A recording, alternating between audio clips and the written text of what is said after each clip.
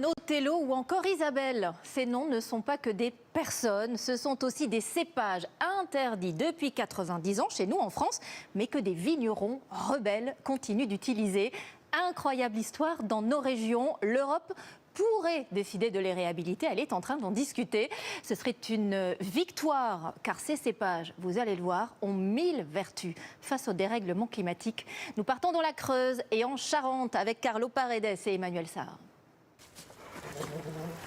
J'ai planté ces vignes en 2017, je les ai trouvées certaines en pépinière, d'autres chez des particuliers parce que la plupart de ces cépages ont été abandonnés. Et pour cause, ils sont interdits en France et leur vin réservé à une consommation personnelle. Mais comme Geoffrey, moins d'une centaine de viticulteurs ont choisi de les exploiter pour leurs qualités exceptionnelles.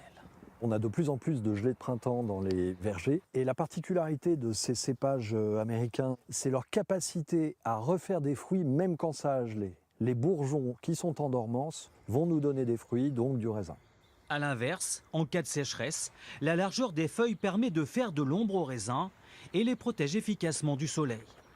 Dans l'attente d'une autorisation officielle pour leur commercialisation, la dégustation des vins se fait seulement à titre privé. C'est consommé localement dans la famille, etc. Et on a envie de le faire partager au plus grand nombre. Et dans le reste du monde, ils sont cultivés et ça pose aucun problème à qui que ce soit.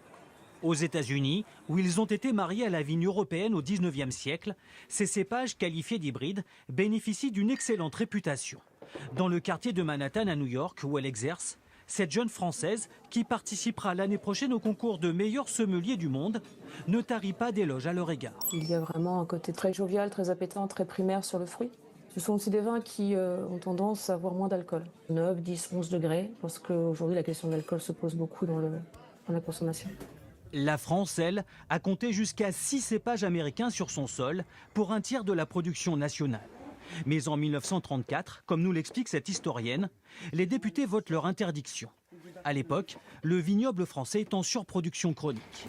Dans les années 30, on produit beaucoup de vin qui vient d'Algérie. Il y a un choix qui a été fait, qui est plutôt d'essayer de trouver des solutions sur le territoire métropolitain avec ces cépages hybrides américains. Près d'un siècle plus tard, les vignerons qui en ont gardé sur leurs parcelles se mobilisent pour les remettre au goût du jour et mettent en avant un autre argument.